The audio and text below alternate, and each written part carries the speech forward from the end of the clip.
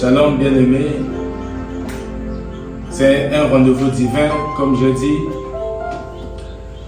C'est le Seigneur qui a prévu ces moments. Le thème de ce premier dimanche de culte en ligne par meeting, nous allons parler de la marche chrétienne.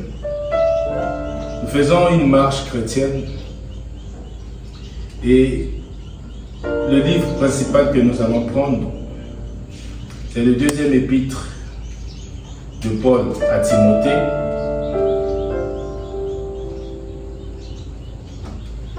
À partir du verset 3.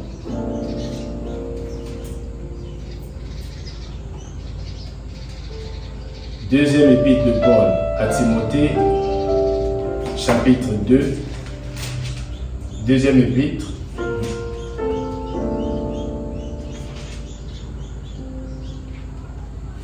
Timothée, chapitre 2, du 3e jusqu'au 5e verset. Nous allons lire au nom de l'Éternel.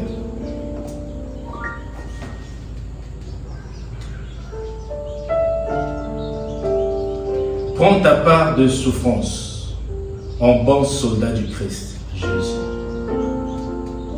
Dans le métier des armes, personne ne s'encombre des affaires de la vie civile. S'il veut donner satisfaction à qui l'a engagé.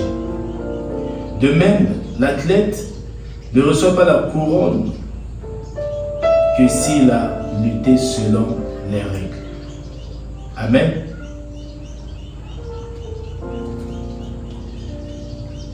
Bien-aimé, là Paul parle à Timothée. Timothée qui est son fils dans la foi. Timothée qui est l'image des chrétiens. Alléluia. Timothée est l'image des chrétiens que nous sommes. Donc Paul lui dit, chacun doit prendre sa part de souffrance dans la vie chrétienne. Comme Jésus avait dit dans Matthieu chapitre 10 au verset 38 que tu ne peux pas me suivre si tu ne portes pas ta croix. Alléluia. Donc la vie chrétienne ici, Paul est en train de résumer, de présenter la vie chrétienne comme la vie d'un soldat. Que tout chrétien est un soldat à Christ. Et quand on part au combat, nous partons à la guerre. Donc on a laissé notre vie ordinaire pour vivre une vie extraordinaire avec Christ, comme nous avons fait la confession de foi. Selon Romains chapitre 10, le verset 9, nous avons confessé de tout notre cœur, par ce que nous croyons dans notre cœur, que Christ est le Fils de Dieu et qu'il est mort sur la croix avec nous, il est ressuscité avec nous et il est assis à la droite du Père. Nous commençons une nouvelle marche alors. Notre vie passée ne compte plus. Et Paul le résume à une vie chrétienne, à une vie comme un soldat. Le soldat ne fait que vivre, il fait plaisir à celui qui l'a enrôlé. Et celui qui nous a enrôlés en tant que chrétiens, c'est le Christ. C'est Christ qui nous a enrôlés. Il dit un soldat. Le soldat, il prend encore un exemple d'athlète, que un athlète ne peut pas courir sans les règles. Donc la vie chrétienne que nous menons, ce n'est pas une vie chrétienne hasardeuse. Ce n'est pas une vie que nous pouvons mener librement avec nos propres volontés. Et l'objectif d'un chrétien, c'est faire plaire à son chef. Comme il est écrit dans Hébreux chapitre 12, le deuxième verset, il dit fixer le regard vers Christ. On doit fixer notre regard vers Christ qui est le consommateur de la foi. Donc Paul rappelle à Timothée, quand vous lisez la quintessence même du deuxième livre de Timothée, c'est un message de revoir. Il est en train de dire que moi j'ai fait ma course au verset 4. Au chapitre 4, il dit que j'ai combattu le bon combat de la foi. J'ai achevé la course et j'ai gardé la foi. Désormais, la couronne de justice m'est réservée. Donc, la marche chrétienne que nous faisons, ce n'est pas une marche ordinaire où on vit juste pour vivre parce que nous sommes déjà enfants de Dieu. Mais il y a des principes, comme on dit. Un athlète doit courir selon les règles. Un athlète doit courir, sinon tu ne seras pas couronné, tu peux être mis de côté parce que tu n'as pas respecté les règles. Donc, le soldat n'a pas de volonté devant le chef. Alléluia. C'est le chef qui enrôle, qui donne des instructions. C'est le chef qui enrôle le soldat, qui lui donne la ligne de conduite. Comment il doit vivre, comment il doit mener sa guerre. Et la vie chrétienne, c'est un combat. Quand Paul dit il parle du bon combat de la foi, c'est parce qu'il y a eu quelqu'un qui est passé sur la croix, qui nous a donné la victoire. Et le combat n'est plus un combat difficile, mais c'est un bon combat. Parce que Christ a déjà vaincu pour nous. Comme Christ a vaincu pour nous, nous avons la victoire. Nous combattons à partir ou à la base de la victoire que Christ nous a ordonnée sur la croix. Alléluia. C'est pour cela, Paul dit, un athlète ne peut pas courir sans les règles, sans la loi. Sinon, il va perdre. Certainement, vous vous posez des questions, mais quelles sont ces lois que le chrétien doit courir, que le chrétien doit suivre, que nous, chrétiens, nous devons suivre pour arriver. À la base, quand un athlète court, qu'on part d'une course, la course suppose d'abord le temps. Donc on est limité par le temps par rapport au corps que nous portons. Il y a donc le temps qui nous est imparti, la distance qui compte et certainement un adversaire ou des adversaires qui sont là. Parce qu'un athlète ne peut pas courir seul. C'est pour dire que dans cette vie que nous menons, nous avons des adversaires. Il y a le temps qui nous guette, le temps qui agit. Et quand il y a un adversaire, et nous voyons encore que il y a la victoire, il y a la couronne. On ne peut pas courir comme ça. Il y a la couronne qui nous attend. C'est pour ça que Paul parle de désormais la couronne de justice. Donc la couronne de justice est réservée pour les chrétiens qui vont garder leur foi durant toute leur vie. Mais pour garder la foi, nous devons respecter les principes. Nous devons respecter la loi. On demande à Jésus, Seigneur, quel est le plus grand commandement dans la loi? Il dit, le plus grand commandement, c'est d'aimer ton Dieu de tout ton cœur, de toute ton âme, de toutes tes pensées et de toutes tes forces. Il dit, voici un deuxième commandement qui est similaire, qui est semblable au premier. Donc, celui d'aimer ton prochain comme toi-même. Donc, tu ne peux pas vivre une vie chrétienne et mettre ces principes-là à l'écart. Nous pouvons ajouter dans cette expérience de la marche chrétienne les principes de vie que nous devons s'accaparer, nous devons faire comme notre cheval de bataille. Quand nous lisons Colossiens chapitre 3, Colossiens chapitre 3, moi je pense ça comme un principe de vie chrétienne. Pour gérer un athlète, quand un athlète court, il doit respecter ses principes. Comme la Bible, Paul a parlé des principes. On prend Colossiens 3, 23. Il dit, faites toutes choses de bon cœur. Alléluia. Toutes choses de bon cœur. La Bible ne précise pas certaines choses. Mais Paul parle de toutes choses. Il dit, faites toutes choses de bon cœur. Voilà. En dehors de l'amour qui doit régir donc le chrétien, nous avons ce principe toujours lié à l'amour qui est le principe de bon cœur. Le chrétien doit tout faire de bon cœur. Pas pour plaire aux hommes, mais pour plaire à celui qui l'a enrôlé. Pour plaire à Dieu, qui est le chef, de l'Église, le consommateur de la foi. Si Christ est le consommateur de la foi, donc ton adversaire, qui est l'ennemi, le diable, est donc le consommateur de la peur ou de la crainte. C'est pour ça que Christ, lui, parle de la foi. C'est le chef. Donc, nous devons tout faire de bon cœur. Tout. La Bible ne dit pas certaines choses. Paul parle de, je reprends sur Colossiens chapitre 3, verset 23, il dit, faites toutes choses de bon cœur. Pas pour plaire à l'homme, mais pour plaire à Dieu. Alléluia. Amen. Pour plaire à Dieu. Donc, le soldat, son problème, son devoir, c'est plaire à son chef, celui qui l'a enrôlé. C'est pourquoi Paul a pris cet exemple. Vous voyez, quand nous pouvons résumer la vie de Paul, Paul a résumé lui-même sa vie dans 2 Timothée chapitre 2, à partir du chapitre 4, à partir du verset, donc le verset 6 jusqu'à 8, il résume sa vie en 3 choses.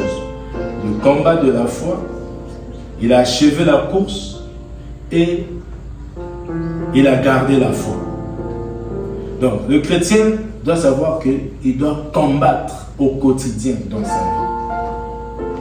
Mais il ne doit pas combattre pour la victoire. Alléluia. Mais il combat dans la victoire, ou à partir de la victoire de Christ. Parce que sur la croix, quand nous lisons Jean, chapitre 3, le verset, chapitre 19, verset 30, la Bible dit, sur la croix, tout est accompli. Sur la croix, Jésus a tout accompli. Sur la croix, Jésus a tout achevé. Donc, le combat que nous menons, c'est pour montrer à notre adversaire, pour montrer au diable que nous avons la domination sur lui. Alléluia. Que nous avons la domination. Pourquoi nous avons la domination? Parce que nous sommes plus que vainqueurs par Christ qui nous a aimés. Il a dit dans Romains chapitre 8, au verset 37, nous sommes plus que vainqueurs. Donc, on n'est pas des vainqueurs. On est plus que vainqueurs.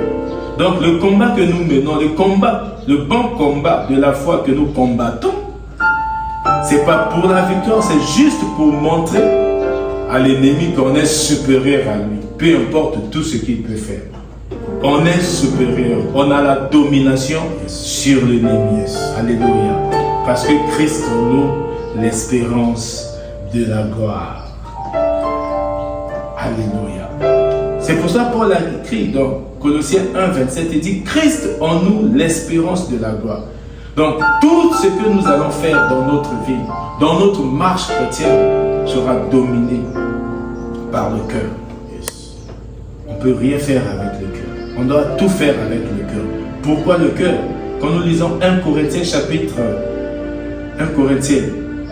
13, à partir du 4e verset jusqu'au 8e verset, on parle des vertus de l'amour. Et le verset 8, la Bible dit que l'amour n'échoue point. Donc, tout ce que nous faisons de bon cœur, nous le faisons avec amour. Pourquoi l'amour n'échoue pas? Pourquoi l'amour n'échoue pas? Parce que l'amour, c'est Dieu. Dieu est un esprit d'amour. Et quand on fait de bon cœur, nous le faisons donc avec Dieu. Alléluia. C'est pourquoi Dieu n'échoue pas, mes bien-aimés. Dieu n'échoue pas, il n'échoue pas et il demande que dans notre marche chrétienne, ce que nous devons respecter comme principe, ce que nous devons respecter comme loi de notre course en tant qu'athlète, c'est d'abord le cœur. C'est d'abord l'amour.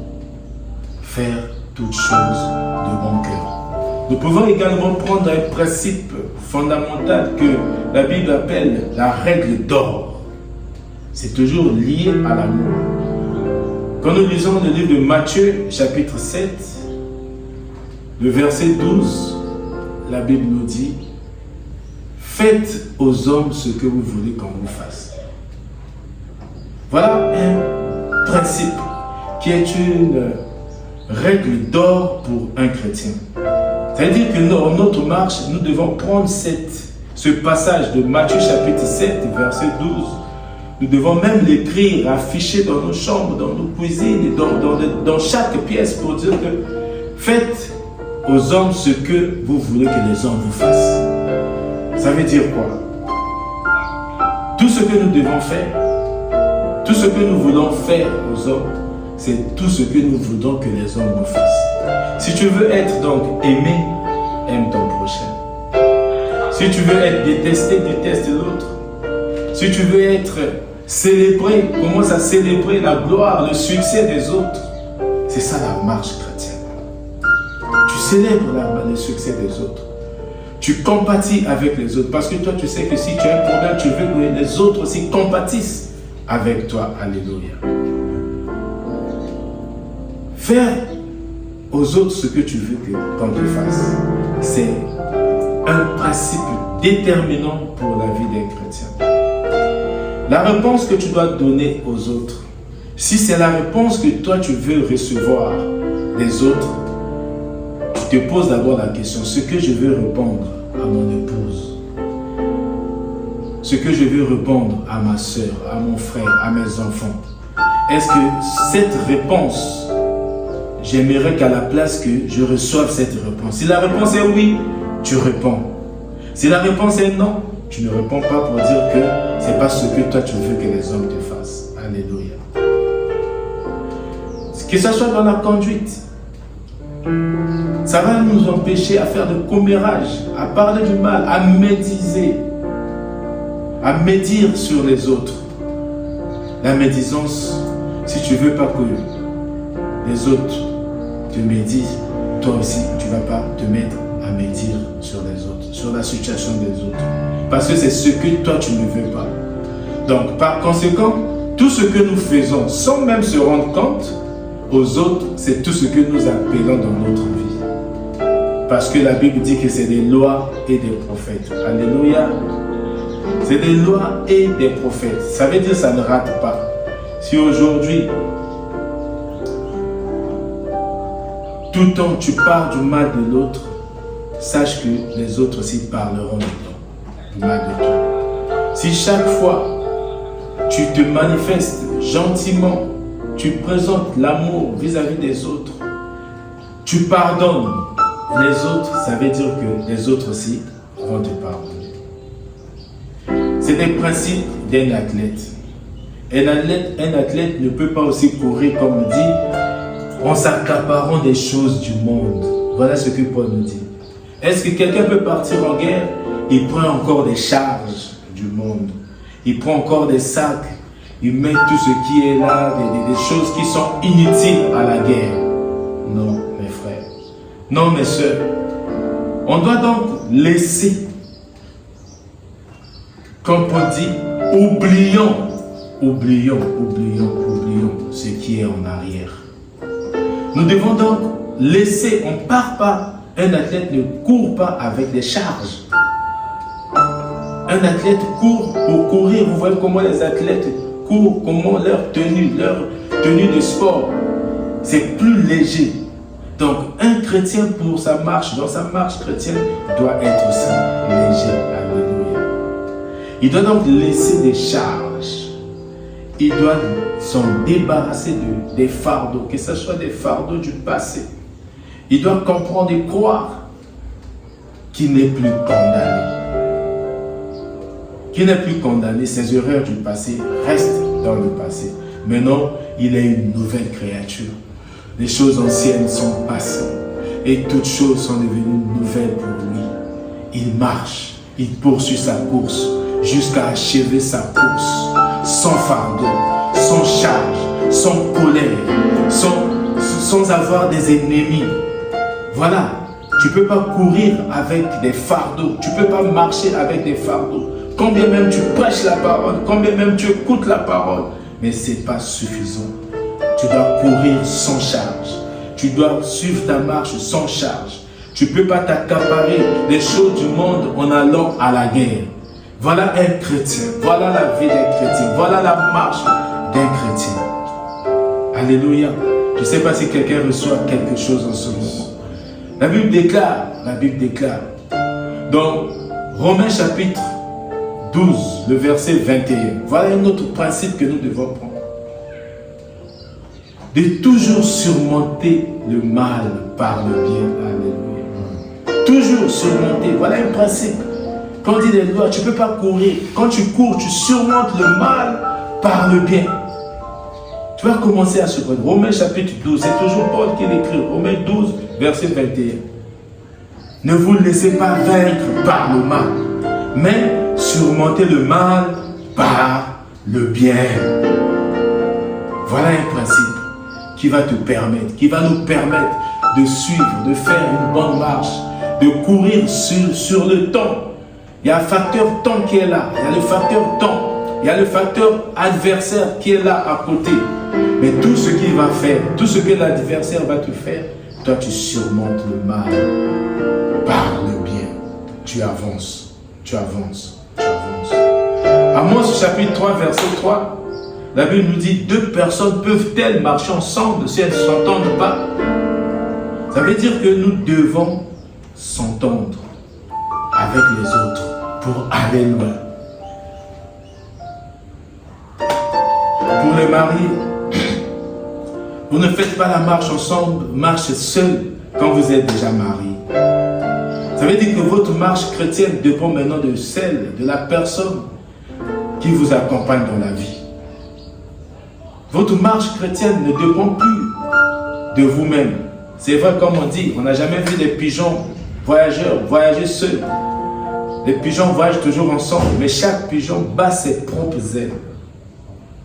Ça veut dire que nous avons la responsabilité. Mais quand nous avons des partenaires, nous devons donc s'entendre, se mettre en accord, se mettre en harmonie pour suivre notre marche. Poursuivre notre marche. Donc, nous avons des choses que nous devons donc mettre en pratique. Sinon, la marche ne compte rien, ne nous dira rien et on ne sera pas couronné. C'est comme un chrétien, tout chrétien. Tu vas aller au ciel parce que tu as reçu, tu es sauvé, ton esprit est sauvé. Ton esprit a été sauvé parce que ton esprit est mélangé maintenant avec le Saint-Esprit qui vit en toi, dans ton cœur. Tu seras sauvé, bien, mais est-ce que tu seras couronné? C'est ça la question. Tu vis une vie chrétienne, mais est-ce que tu seras couronné? Est-ce que tu seras couronné au ciel? Est-ce que tu seras couronné après chaque épreuve?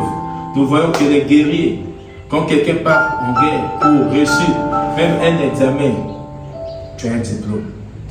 Donc après chaque épreuve, il y a un diplôme. Après chaque épreuve, il y a une médaille. Après chaque épreuve, il y a un couronnement. Après chaque épreuve, il y a une couronne qui nous attend. Mais plus tu t'élèves, plus tu as des victoires, le niveau de démon, le niveau du diable, le niveau de l'épreuve aussi va augmenter. Ça veut dire quoi? Élévation égale à costaud démon. Nous devons donc se préparer. Un athlète ne part pas à l'épreuve sans exercice. Nous devons s'abstenir à certaines choses comme Paul dit. Quand nous lisons 2 Corinthiens chapitre 9, 1 Corinthiens 9 à partir du verset 25, nous allons voir comment Paul est en train d'expliquer sa marche. Paul est en train d'expliquer comment un athlète peut se comporter. Comment nous devons laisser tout ce qui est de notre passé. Et dans Philippiens chapitre 3, le verset 8, Paul dit, tout ce qu'il regardait comme gain, aujourd'hui regarde comme de la boue. Alléluia. Comme une ordure. Parce qu'il a maintenant un mode de vie. La Bible, la parole de Dieu, doit être le mode de vie d'un chrétien pour qu'il achève sa course. Pour achever la course, la parole de Dieu doit être ton mode de vie. C'est pour cela que Dieu, après la mort de Moïse, Dieu appelle Josué et dit, lève-toi.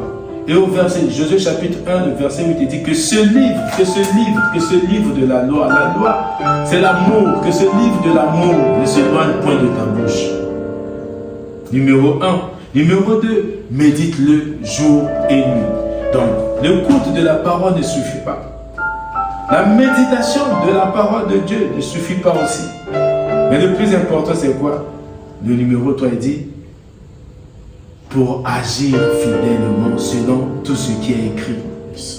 Et quand tu agis fidèlement selon ce qui est écrit dans la Bible, ça veut dire que tu fais de la Bible le mode d'emploi de ta vie. Tu fais de la parole de Dieu ton mode de vie. Tu fais de la parole de Dieu ton style de vie. C'est alors, c'est là où intervient c'est alors que tu auras du succès dans toutes tes entreprises. C'est alors que tu réussiras dans tout ce que tu fais. Alléluia. Voilà donc la clé pour remporter la course. Voilà donc la clé pour cette marche chrétienne. La clé pour l'athlète. Tout est dans la parole de Dieu. Et la parole de Dieu nous dit, j'aime prendre cet exemple-là, les 3 premiers mots de la Bible. Les 3 premiers mots de la Bible. Genèse chapitre 1, verset 1. La Bible dit, les 3 premiers. Au commencement, Dieu. Alléluia. Au commencement, Dieu. Ça veut dire que Dieu doit être la priorité pour un athlète. Parce que c'est lui qui te donne la victoire. Alléluia. Donc c'est lui qui doit être ta priorité. Quand tu te réveilles, Dieu. Quand tu sors, Dieu. Quand tu manges, Dieu. Donc Dieu en toutes choses, la priorité dans ta vie. Et donc la présence de Dieu. C'est ça qui nous encourage dans notre course. On court, la vie c'est une course. La vie, Paul a pris une lutte, une course. Ça a été un combat. Mais pour se charger, notre entraînement c'est quoi? C'est être dans la présence de Dieu, mon bien-aimé. Être dans la présence de Dieu, ma soeur. Cherchez toujours la présence de Dieu pour achever la course. Sinon, on fait la course, tu ne peux pas achever.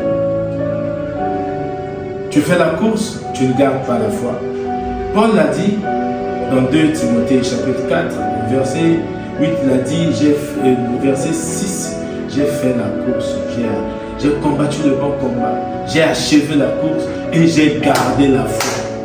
Voilà le plus important, c'est garder la foi. Quand tu gardes la foi, tous ceux qui gardent la foi, après leur vie, durant toute leur vie, et quand tu pars au ciel, ils sont couronnés.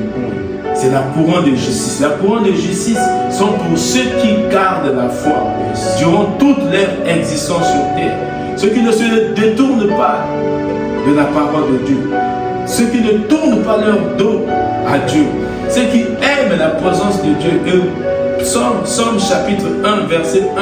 Malheur, malheur, malheur, malheur à celui qui marche avec les impies. Mais heureux l'homme, verset 3, heureux l'homme qui prend plaisir dans la parole de Dieu, car il est comme un arbre planté près des eaux. Il prend sa source, il tire sa source toujours, sa sève, il prend des racines qui sont dans l'eau. Alléluia. Bien-aimés, voilà la marche, ce que nous devons faire au quotidien. Nous ne devons pas faire des choses pour nous-mêmes.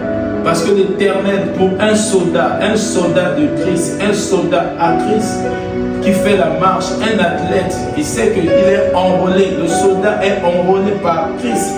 Christ est le chef. Il dit, je suis le bon berger. Donc l'Éternel est le bon berger. L'Éternel est notre berger. Devant le berger, la brebis n'a pas de volonté. Devant un berger, la brebis n'a pas de volonté. Un soldat devant son maître n'a pas de volonté. C'est la volonté du maître. C'est la volonté du chef. C'est la volonté du major. C'est la volonté du colonel. C'est la volonté du général. Et le berger, notre berger, l'Éternel est mon berger. Si réellement l'Éternel est notre berger, manquerons d'aucune bonne chose. Alléluia. Nous ne manquerons d'aucune bonne chose. Voilà, bien-aimés, ce que Dieu nous a mis à cœur parler ce matin. Pour aimer la présence de Dieu, pour demeurer dans la présence de Dieu. Un soldat ne peut pas partir en guerre avec des charges. C'est pour cela que Jésus dit, venez à moi, vous qui êtes chargés et fatigués, je vous donnerai du repos. Notre combat doit se passer dans le repos, parce qu'on est plus que vainqueurs. Alléluia. Nous acclamons notre Seigneur Jésus-Christ. Nous acclamons notre Seigneur parce qu'il est merveilleux. Nous nous rendons grâce. Nous pouvons activer nos micros. Pour acclamer notre Seigneur. Alors que nous acclamons notre Seigneur Jésus, nous commençons à élever nos voix. Nous pouvons remettre le son, remettez les micros. Nous allons ensemble prier. Tu dois déclarer les paroles que tu es un soldat de Christ. Que tu es un soldat de Christ. Tu es un soldat de Christ. En tant que soldat de Christ, tu ne vas pas marcher avec un sac rempli des choses du monde, mais ton sac sera rempli des principes de Dieu. Tu le déclares avec foi, parce que Dieu l'a dit. Il a dit, il est fidèle dans sa parole. Sa parole ne peut pas nous revenir sans avoir accompli ses effets. Je déclare les effets de la parole de Dieu dans votre vie. Je déclare les effets de la parole de Dieu dans vos vies.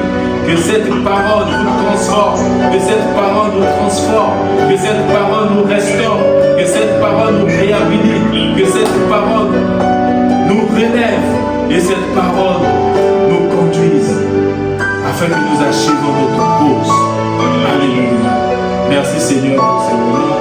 Merci Père éternel pour ce moment de gloire. Bénis ton saint serviteur Thierry qui a eu l'initiative pour faire ce culte. Bénis nos sœurs, toutes nos sœurs, la sœur Sévérine, la sœur Gina, le frère Steph et toute la famille, Père éternel, toute leur famille.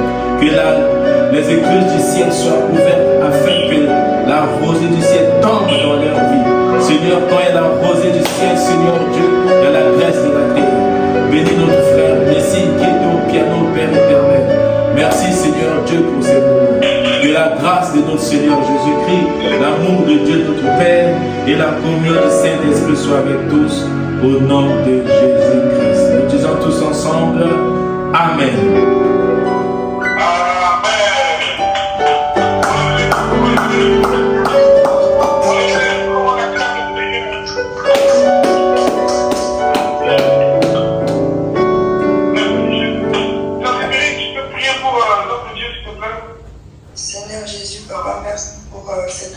Seigneur, que le révérend nous a donné encore par ton esprit, Seigneur.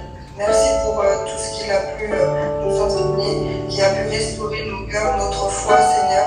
Merci pour ce que tu nous as encore fait ce matin. Nous voulons te rendre tout l'honneur, Papa, oh Dieu. Donc, que tu puisses encore agir sur la vie de cet homme, Seigneur, de Dieu, Seigneur. Que tu puisses le bénir puissamment, Seigneur, et que tu puisses encore l'utiliser au travers des nations, comme il est dit dans ta parole. Amen. Amen. Amen. Demeurez bénis. Nous savons comment te dire merci. Nous savons comment te remercier. Mais je suis triste parce que beaucoup de frères et sœurs ont loupé quelque chose. Mais ce qui se passe, si les mises, on va encore vraiment te déranger.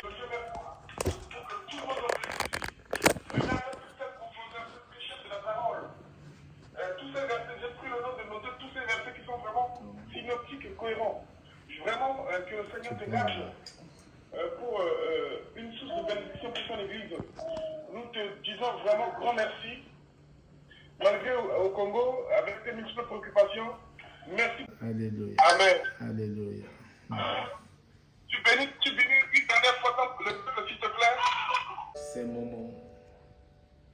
Tu as déclaré dans ta parole dans le livre de Jérémie, chapitre 1, au verset 5, que tu connaissais, tu connais tes enfants ici présents avant même la fondation de ce monde.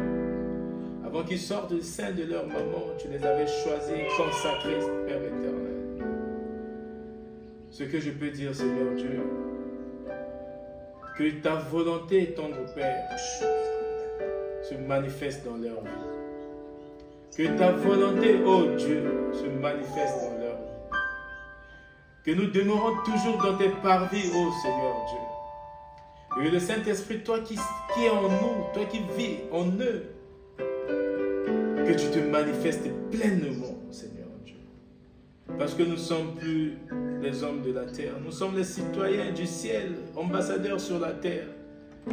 Laisse que nous puissions vivre réellement, Seigneur Dieu, ta présence, qu'ils vivent ta présence dans leur vie. Que ta présence dans leur vie soit réelle, Seigneur Dieu. Toi qui nous as appelés, Père éternel, à te servir, Seigneur Dieu. Laisse que la grâce surabonde dans leur vie. Maintenant qu'ils t'ont reçu, ils ont reçu la grâce, Seigneur Dieu. Fais-leur voir ta gloire au quotidien, au nom puissant de Jésus-Christ de Nazareth, Seigneur Dieu. Merci, tendre Père, pour ces moments. Laisse qu'ils soient bénis, comme tu as déclaré dans Psaume 121, verset 7, que tu leur protégeras de tout mal. Seigneur Dieu, dans Psaume 91, tu as dit que 1000 flèches tomberont à leur côté et 10 000 à droite, ils ne seront pas à terre. Alléluia. Dieu de gloire, Dieu Tout-Puissant. Comme tu as déclaré dans Éphésiens chapitre 3, au verset 20, que tu feras au-delà de leurs pensées, de leurs attentes, Seigneur Dieu, je te glorifie pour cela. Fais des choses au-delà de leurs pensées, au-delà de leurs attentes, ô Dieu. Je déclare la bénédiction d'Obed-Édom dans leur vie. Yes. La bénédiction d'Obed-Édom dans leur vie. Amen. La bénédiction d'Obed-Édom dans leur vie, Seigneur Dieu. Au nom puissant de Jésus-Christ de Nazareth, Seigneur Dieu. Merci, Seigneur Dieu. Souviens-toi d'eux. Merci de se souvenir d'eux. Nous avons demandé toutes ces paroles avec foi. Et nous croyons, Seigneur Dieu, parce que tu as dit dans Marc chapitre 11 au verset 24, quand vous priez, vous ne doutez pas, vous croyez que ce que vous avez demandé, vous l'avez reçu, vous le verrez s'accomplir. Nous voyons s'accomplir, Seigneur Dieu, la grâce dans leur vie, les bénédictions en abondance, Seigneur Dieu, dans leur vie. Parce que tu as dit que tu es venu pour donner la vie en abondance. Que ta vie Zoé soit en abondance dans leur vie, dans la vie de leurs enfants, de génération en génération, au nom puissant de Jésus-Christ. Nous avons ainsi prié et nous disons 3 fois Amen, Amen, Amen, Amen. Nous acclamons nos Dieu.